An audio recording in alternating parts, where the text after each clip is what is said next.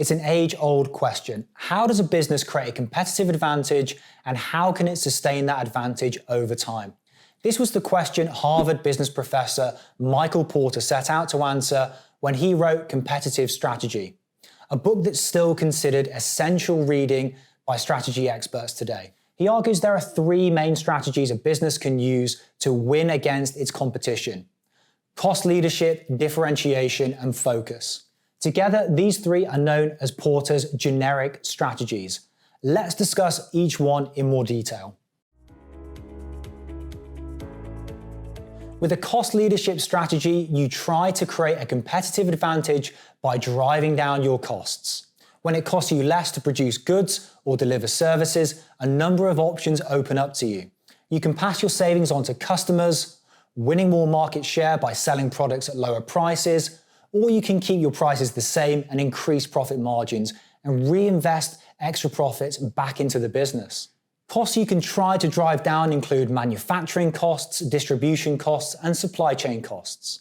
You can also drive down relative costs by becoming more efficient. For example, rather than negotiating a better contract with a supplier, you might improve the cost to performance ratio of your sales force. You still pay your sales force the same amount, but you increase their performance, perhaps by investing in sales enablement processes.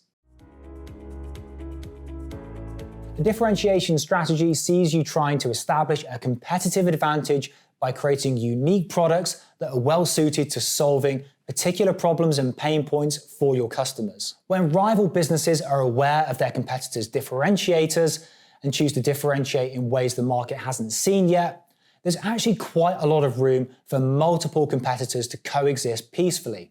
Each wins a different segment of the same broader target audience, allowing them all to thrive since their products all specialize in different ways.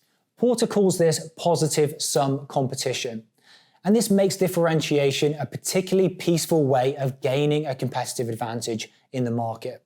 Here are some ways you can differentiate from your competitors. Get the customer to their desired outcome faster than your competitors or alternatives can. For example, Blinkist book summaries versus reading non-fiction. Make your solutions more convenient for your customers than your competitors. For example, Postmates versus eating out. Give your product a particular feature your competitors can't or won't offer. For example, noise-cancelling headphones versus regular headphones. Before we talk about focus as a strategy, we need to talk about scope. Both cost leadership and differentiation assume broad scope. You're targeting a mass market, a broad target audience. Focus strategies are different in that they can apply to both cost and differentiation-based strategies. But the scope is narrow because you're targeting a specific niche. This reduces your overall market share, but it gives you the opportunity to appeal strongly to a small subsection of your overall market.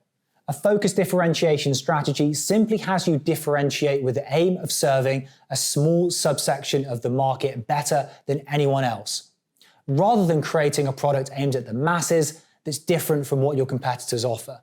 A cost-focused strategy aims to use lower prices to attract only small parts of the target market.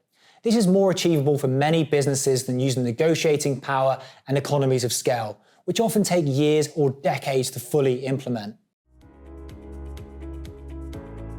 In this video, we've learned that cost leadership and differentiation strategies are aimed at capturing a broad target market.